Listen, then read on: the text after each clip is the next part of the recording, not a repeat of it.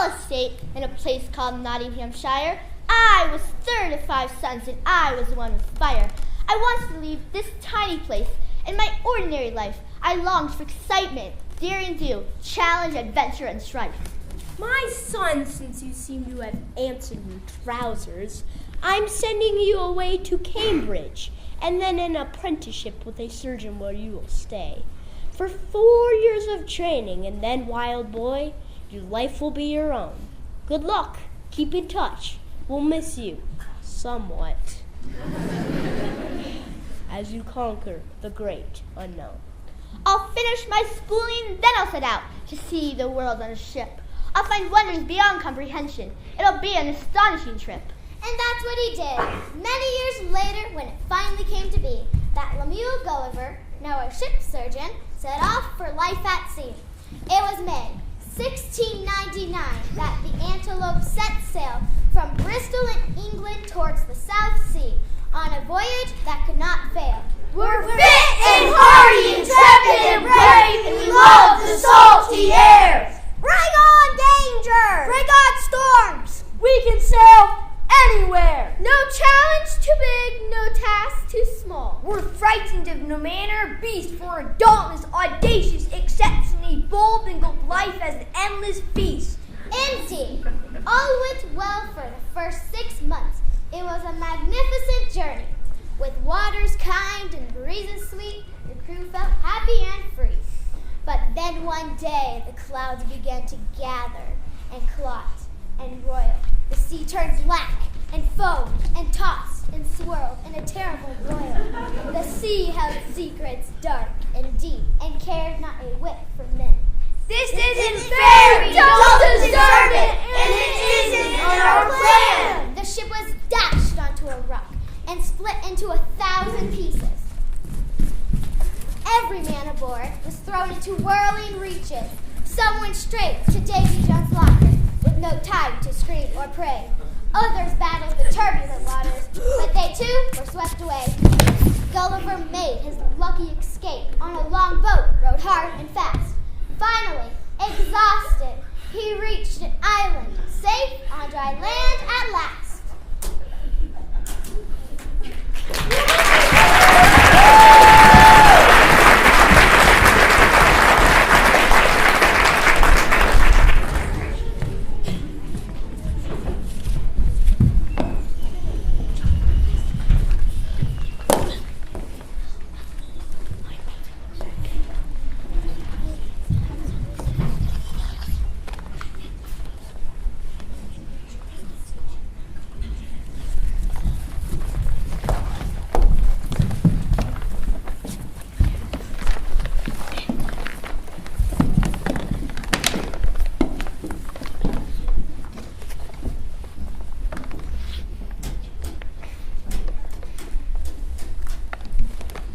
Scene 2, Lilliput. Weak and weary and drained of strength, he fell sound asleep in the sand. And when he awoke, he could move not an inch, for his body seemed tied to the land. Gadzooks! What happened? I'm not only fettered, but something is crawling on me. Sounds incredible, frightening, strange. Do I see what I think I see? A human, a man, only 6 inches high, and he carries a quiver and bow. Others as well, creeping over my body. Get off! Cease! Desist! Go! The giant awaking! Prepare for battle! Everyone, ready! Aim! Fire! Ow! Ow! Stop shooting those stinging needles! You're rapidly raising my ire. Soon they relented and brought food and wine. He ate and then slept some more, while 900 men with pulleys and ropes moved away from the shore and into the city where the emperor waited to meet this gargantuan breed. I'm ruler supreme and I'm not afraid, so say what it is you seek. If you think you can conquer the brave Lilliputian, just think again, you big goon. We'll tie you down forever and ever, you blundering baboon. The little man's face was purple and red. He was strutting and spitting and fuming, stopping occasionally to catch his breath before taking a breath and resuming. Please, please, kind sir, just calm down a bit. I'm a sweet and gentle man. Though I can't understand a word you say, I'll help you however I can. One of his size is a danger to us. His food will be costly for sure. He might step on us or throw us down. Or eat us for lunch. Or he can come in very handy in the event of a Fuskin attack. Our enemies across the sea. So he could be our secret weapon, so he is pardoned by royal decree. By helping in various sundry ways, he soon became their friend. And when the Babushkins finally attacked, Attack! Attack! the Lilliputians against both who broke their eggs on quite the wrong end. A deed so dastardly that they were enemies over something they couldn't manage. Surrender at once, you arrogant fools! Don't suffer needlessly! We're attacking to teach you to change your small minds about breaking eggs heedlessly. The giant... Ring the bell! Sound the alarm! The Lilliputians are attacking. Gulliver, please do something quickly, or soon they'll be ransacking. Oh! See how he wades into the sea with ropes attached to hooks? Pulling their boats to ashore. Come, everyone, and look. Gulliver, you've saved our land. You've earned our deep gratitude. We'll celebrate for 3 whole days with music, dancing, and food.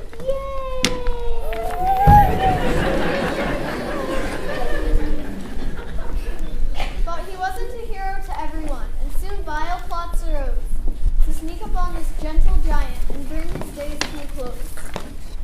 He's becoming too powerful. I say we kill him! Rub poison on his clothes. Set fire to his house. Starve him to death! Let's do all of those things.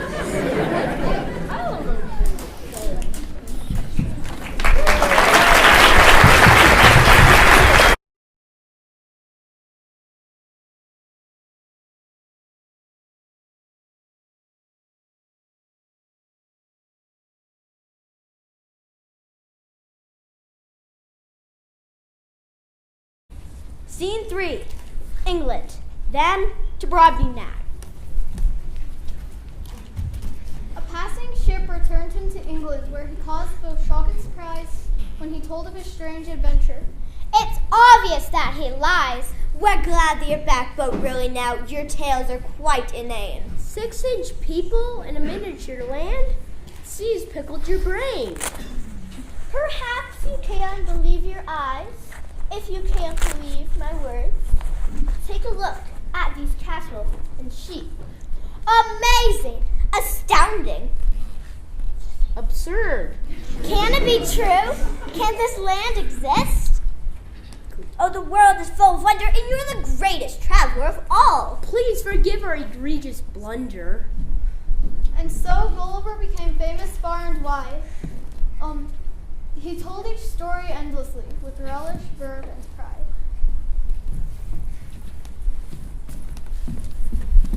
But people soon grow tired of tales and turn to other things. Gulliver was stuck with the humdrum life and the boredom that it brings. After a while, he felt uneasy and heard the sound of the sea. Calling his name, the siren song. Oh, come to me and be free. My wife and children, please understand, I love you with all my heart, but I must sail again. I have no choice. It's time for me to depart. Oh, father, dearest, please don't go. It's just as we have feared. But he patted each upon the head, turned, and disappeared. The good ship Adventure departed in June of 1702. Spirits were high and breezes fair. The world seemed exciting and new. They sailed all the way to Madagascar. Oh, it was a glorious trip. Gulliver loved every minute and day on that billowy, powerful ship. We're men of courage, pluck, and grit, and we cannot know defeat. We'll sail to the bulls of hell and never call a retreat. Bless ye winds and blast your breath. You will never bring us fear. Through you what whirl whip and guide the waters, true to course will steer. But But as the season for storms came around, it began to moan and wail. Day after day, week after week, they were tossed by tempests and gales. The men turned green around the gills, their stomachs wrenched and heaved. They'd never before been this sick at sea. It was worse than they could have believed. Land ho! Straight ahead, we'll find water and food! The man in the crow's nest cried. The worst is behind us, safe at last. We'll row in on the coming tide. Gulliver went to explore nearby, and when he came back to sight, the men in the longboat were rowing away, their faces etched with fright. Come back! I'm still here! Don't leave me behind! I can't swim all that way. What are you thinking? Turn around now! Come back! Don't make me stay! Then he saw, stomping through the sea, chasing his terrified friends, a man as tall as a church's steeple, higher than 7 stacked men. He hid in a field, scared and bewildered. How could this possibly be? Now he was Lilliputian, compared with this giant as tall as a tree. Even the corn was 40 feet high, and everything else was a mess. As though he had suddenly shrunk. Nothing made any sense. The ground is quaking and shaking. 7 giants are coming this way. Their scythes will cut me clean in two. I have to get away. But he couldn't escape, so he shrieked and shouted. The nearest man looked around, then down and saw a tiny stranger trembling on the ground. The farmer reached low and picked him up. Gulliver struggled and fought, but try as he might, could not escape, inextricably caught. What have we here? A miniature man? Whence came you to this land? His voice was like boulders tumbling around, too loud to understand. Gulliver did what a gentleman would, took off his hat and bowed, then engaged the giant in conversation, with words both clear and loud. Kind, very huge sir. I mean no harm. I was only passing by. Might you please release me now? I'm far too young to die. The giant stood and stared at him, and then took out his knife. To pick at some food got between his teeth before showing the prize of his life. But when the huge woman saw Gulliver, she screamed like she'd seen a mouse, or spider, or other scary thing crawling around her house. I don't know what that thing might be, but get it out of here!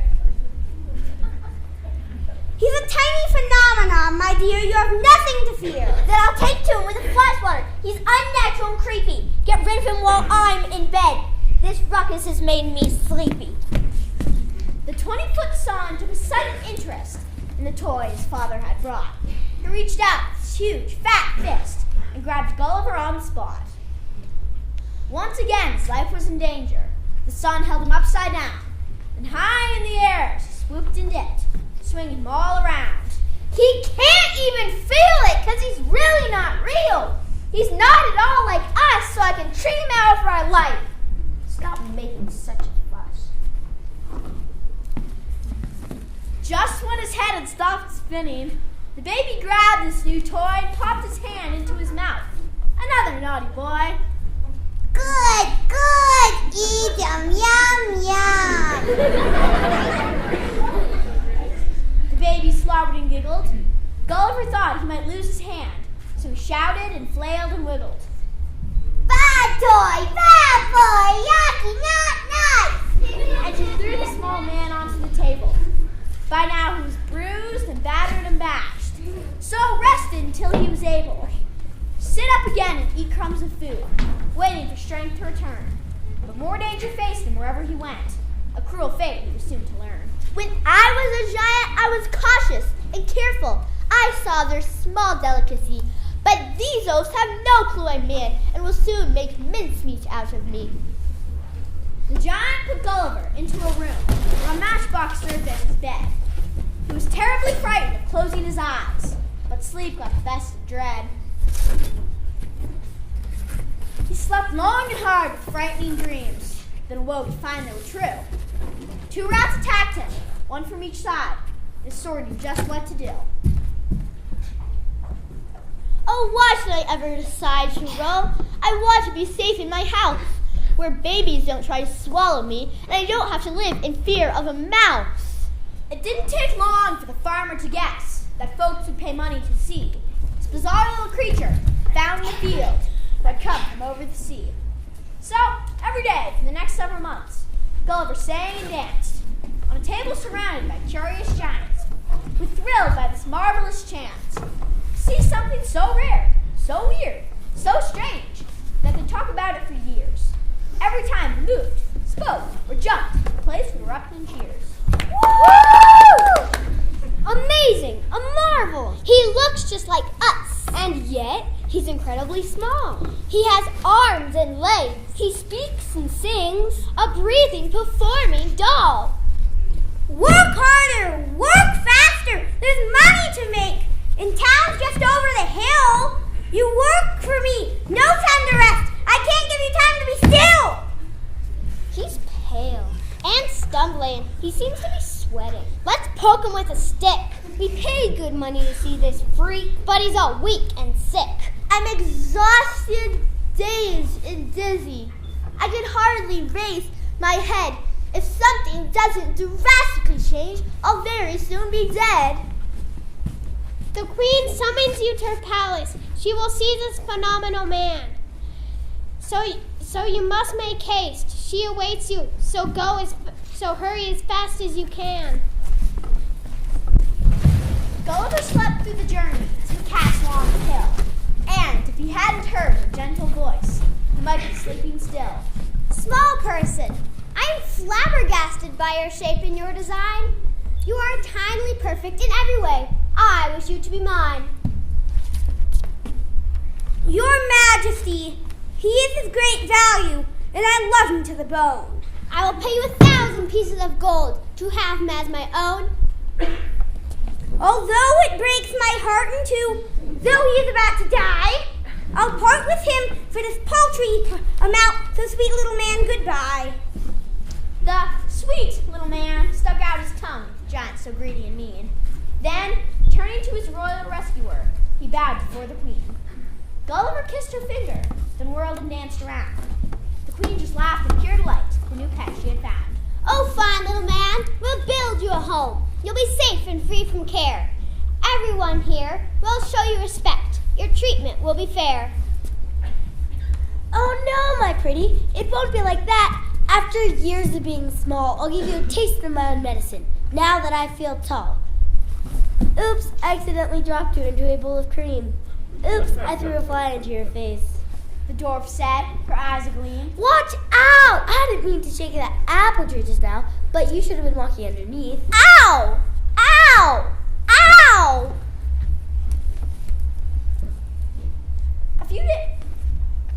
One day a monkey leaped in through the window and grabbed Gulliver with his hairy hand. He scrambled up to the top of the roof and dangled him high above the land. How silly! How strange! Oh, isn't it funny? A monkey has the queen's pet. The little man shouted and waving his arms. He seems to be very upset. I've always been afraid of heights, but this is beyond belief. Must I continue to suffer injustice? Can anyone bring me relief? After some minutes that felt like hours, a footman climbed to the peak. The monkey ran off, and our hero was rescued, too scared and exhausted to speak. Oh, you poor little dear! You must rest and rebound from your perilous trip to the sky. There will be no more monkeys or apples or dwarfs. I'll keep you safe and nearby. A few days later, he found a piano, and since his arms weren't long, he made 2 beaters to hit the keys and played the queen a song. Then, once again, he had to rest after such wild exercise. But he was proud of what he had done, in spite of his miniature size. It's amazing that someone so different from us has too many skills to mention. We always thought people who weren't just the same as us didn't deserve our attention. Of course, we are the very best people on earth because we are both strong and tall. And yet, this man seems intelligent, despite the fact that he's small. After 2 years in Brobdingnag, he was listless, impatient, and bored with a life that, although comfortable, brought him no reward. But then one day, along with the queen, he was taken to the beach. He couldn't wait to see the ocean, plead, beseech. Page to carry his tiny house box down to the sandy shore, so he could breathe the salty air and see the waves once more. Gulliver thought of freedom as he saw the blue sea and skies, and as he imagined flying away, his box began to rise. He heard the flapping of great wings and saw the clouds rush by. I've been snatched up by an eagle and lifted to the sky. Come back this instant! You may not leave. We order you to stay. Return at once. We command you. But he's already flown far away. I cannot describe the freedom I feel as I soar up and down through the air. Whee, my box is dropping, and I really don't even care. He fell like a stone and plopped with a splash in the sea and under the sky, then drifted along for several hours before a ship passed by. How came you, sir, to live in a box, not a seaworthy vessel at all? And why do you, a man of my size, keep raving about being small? After endless tales and detailed descriptions, the captain finally knew that, although incredible, preposterous, and weird, his story must surely be true.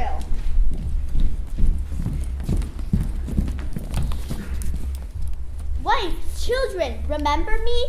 I'm the one who keeps sailing away. But I've learned my lesson once and for all. This time I'm here to stay. However, my brain keeps playing tricks and it tells me you're very small. I'm so accustomed to gargantuan people, and you're not large at all. We'll give him some time to recover his wits by letting him sleep night and day. Until life looks normal and he comes to his senses, we'll just smile and give him his way.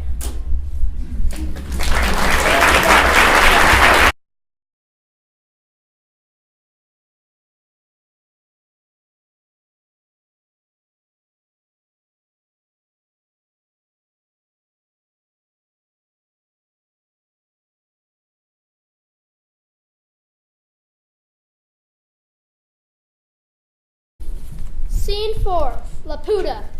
All right, I'll admit it. I had a thirst to sail the 7 seas. I'd been home 3 months in that small, tight town, unable to do as I pleased. Yes, I know I was married and a father to boot, but my wife could manage for a spell.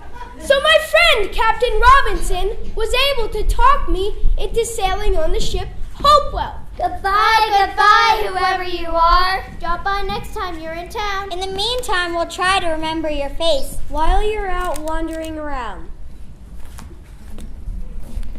Oh, yo, hee, ho, and shiver our timbers. We're off for a life of ease. We'll get grimy and greasy and stinky and foul, 'cause we'll do just as we please. For we are sailors, intrepid and bold. Courage spurts through our veins. Danger is our boon companion. We laugh in the face of pain.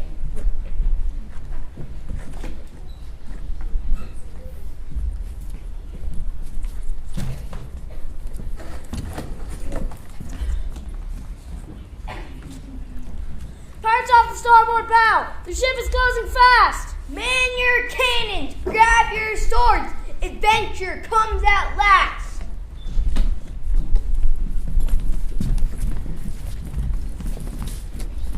They skirmished and skittered and struggled and sparred, back and forth, up and down, side to side.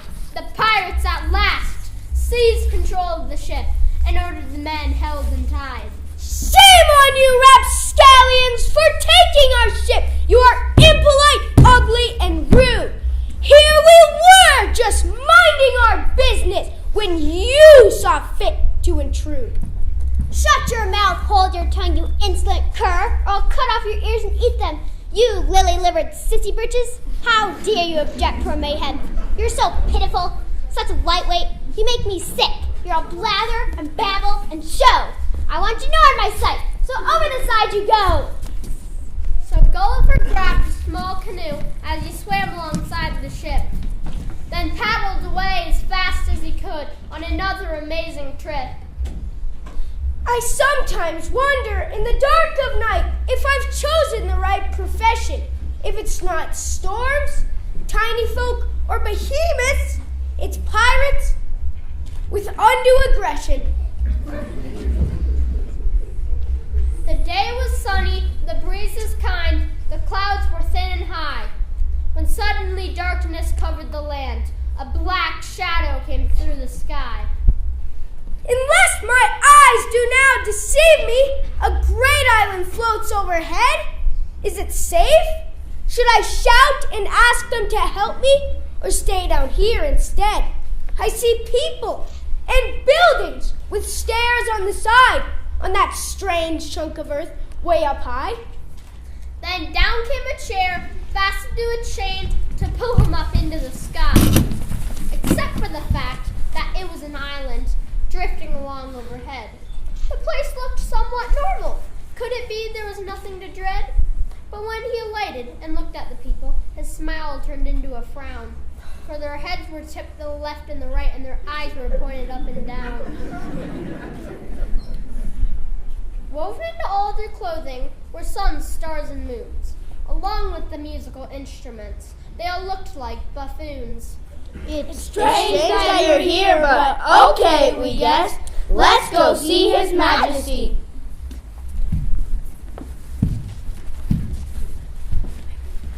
But the monarch, surrounded by paraphernalia, didn't hear or see, until a servant standing nearby tapped his mouth and his ear. With a pepper-filled bladder that seemed to get his attention. Now he thought to see and hear. I'm terribly busy, but do what you wish. You can wander if you stay away from the people, thinking of math, music, and astronomy, both night and day. We have no time for visitors. I must return to thoughts both deep and profound. Don't touch anything or snoop too much. Refrain from any loud sound. Gulliver was safe, and nobody wanted to squeeze him, eat him, or bind him. He would keep a low profile and look all around until his shipmates could find him. He soon knew the language and talked a bit with the people he happened to see. He was fed and housed, but mostly ignored in La Punta, this odd floating country. Your Honorable Majesty, I just love this place, and though you've been kind, even so, I was wondering if it might be possible to visit the land down below. Who are you and why do I care? I'm busy with cogitation. I have more important things to consider than your need for visitation. Go! Depart! Scram! Vamos! I'll arrange a chair for you right away. Stay if you like, perhaps forever. Adieu, and have a nice day. Anything has to be better than this. At least it will be a change. This new land of Balney Barbie can't nearly be as grouchy or strange.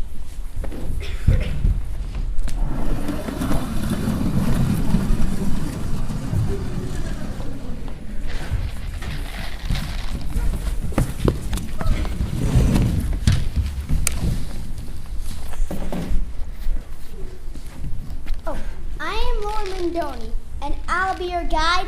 Let's start with a small walk around. You'll notice that a more miserable place cannot be imagined or found. Gulliver was shocked to find that people seemed filled with despair. Ruined buildings, dying crops, and hopelessness everywhere. You may seem surprised, so let me now explain. We used to be prosperous, but 4 years ago, our happiness turned to pain. Officials demanded we spend all our time on projects and inventions. We'd all become rich, but nothing has worked. There are too many failures to mention. From cucumbers, one inventor tries to extract sunshine. Another is softening marbles to make pillows fluffy and fine. Here is a man feeding colored flies to spiders, who will then spin silk for shimmering, elegant cloth, if the colors will ever sink in. Oh, pardon me, sir, for having to tell you that this man, all stinky and rude, believes he, with determination, can one day turn poop into food.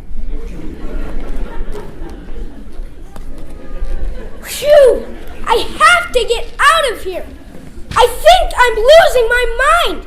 These people, they're cuckoo, and it seems that their brains are starting to unwind. So Gulliver traveled the Glubbdub's Rib and then to Lugnack, where he found a ship that sailed for his home a few days later. It had been another weird trip. People in England loved to explore and had sailed the seas both wide and far, but not a single one had reported seeing anything half so bizarre. Why couldn't I just have a normal adventure with ordinary dangers? Why have I kept encountering outlandish, peculiar strangers? Guess what? Your kids are growing up, and I have my own little life. If you ever think of sailing again, you'll no longer have me as a wife. So get your act together and either go or stay. I'll not live life a widow for another ridiculous day. Gulliver hung his head in shame. He had spent some years away. The guilt was overwhelming. This time he would stay.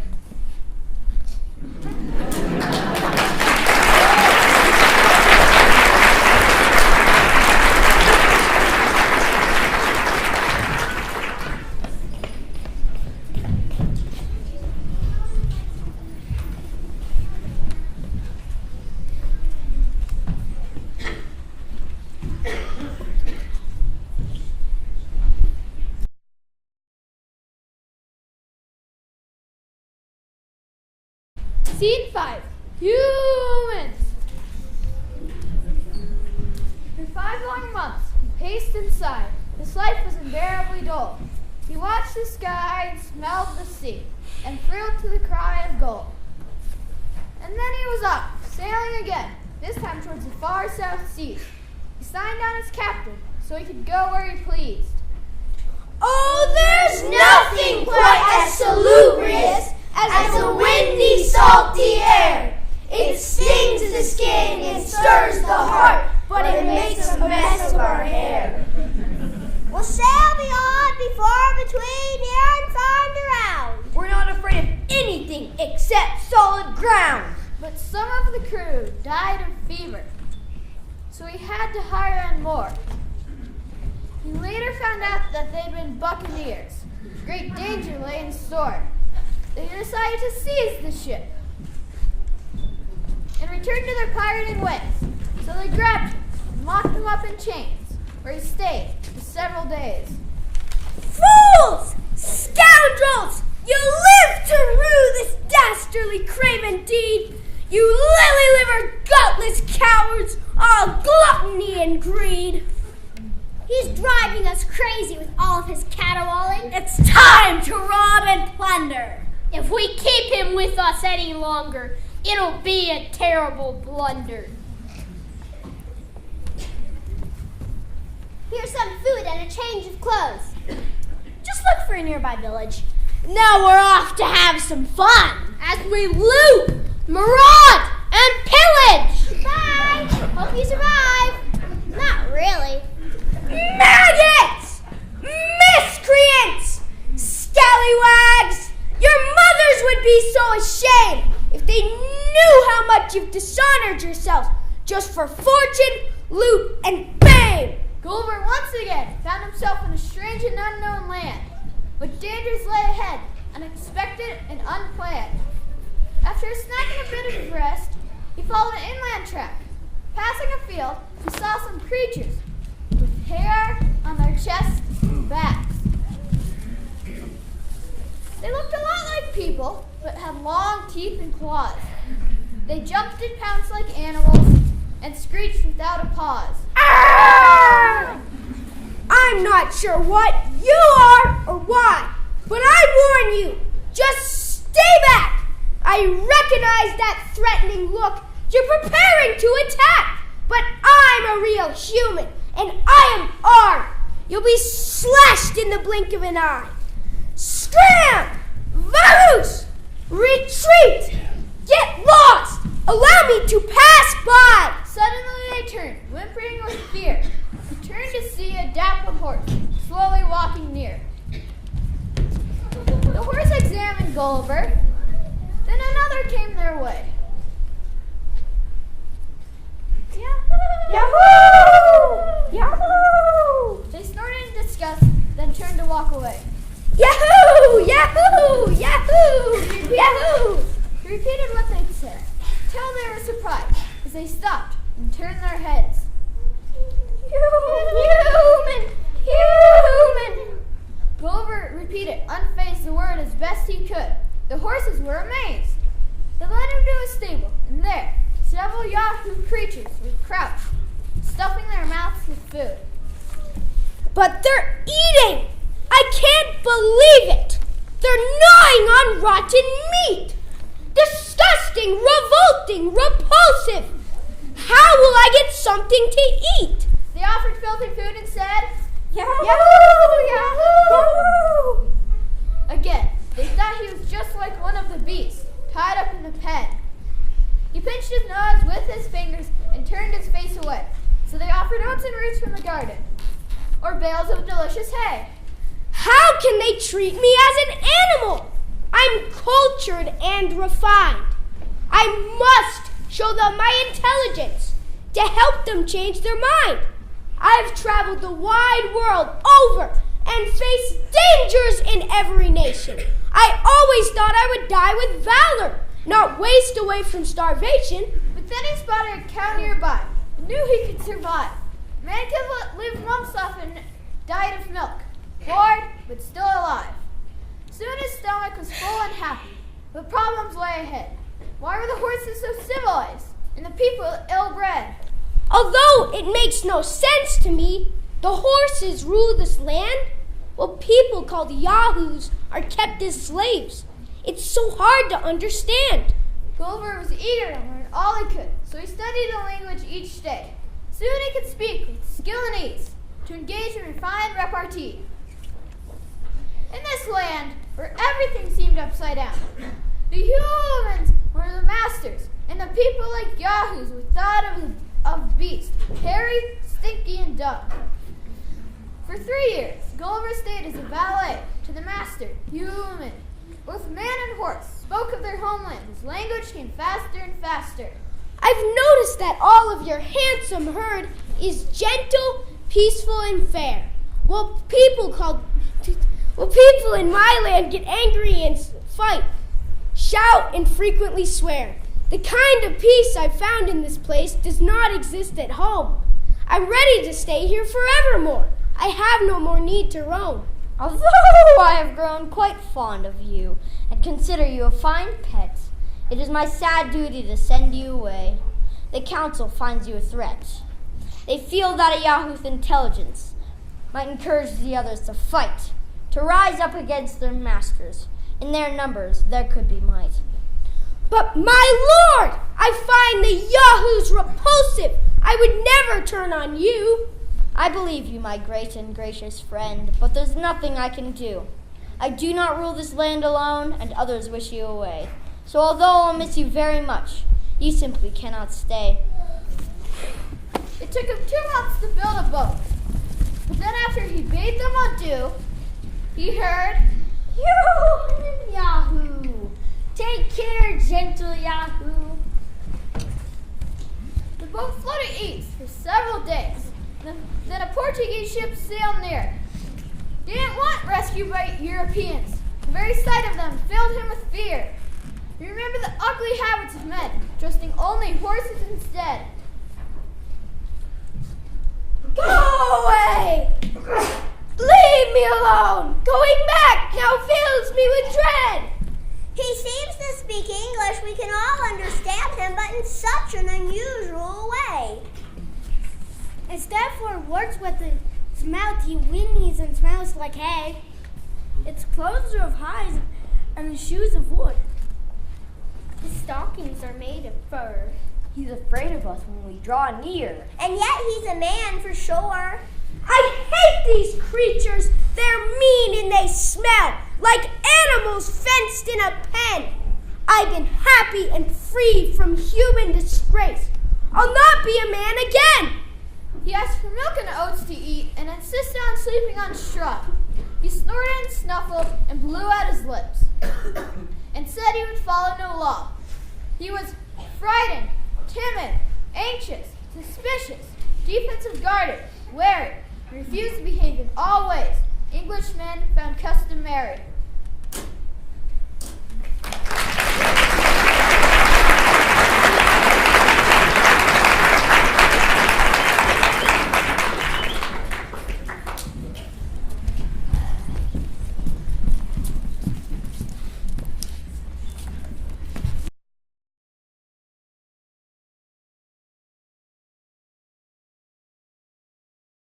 I want to return to the humans and not my children and wife. No matter how hard I may struggle and try, I just cannot resume my old life. But he had no choice. She was tired and weary, and there was nowhere else for him to go. So in December 1715, he stood at the door of the snow. Knock, knock, knock, knock. I see you've dropped by again, but don't you dare walk through this door unless you swear to the stars above that you roam no more. We want our dad and husband back, not some wanderer passing through. You need to decide, both here and now, what really matters to you. Yeah, other kids make fun of us. They say that you're a freak. You don't look or act like other dads, and your tall tales are lame and weak. All right. I promise to the stars above that my traveling days are through. Although my heart will continue to wander, from now on, I'll stay with you. But try though he might, he was never the same. He spent long hours in the barn where he found true joy in his new horse friends, exchanging incredible yarns. The horses have given me sound advice. They think I should write down every word to describe all the places and people I've seen. Although it may sound strange and absurd, and so, my dear friends, I tell my tale just as it happened to me. I recounted as best I remember my adventures on land and sea. Though it may sound preposterous and improbable to you, I've lived every moment of every day, and every last word is true. A great deal of learning is not found in books. It needs to be touched, heard, and seen. We all must explore and open our minds to those secrets that hide in between.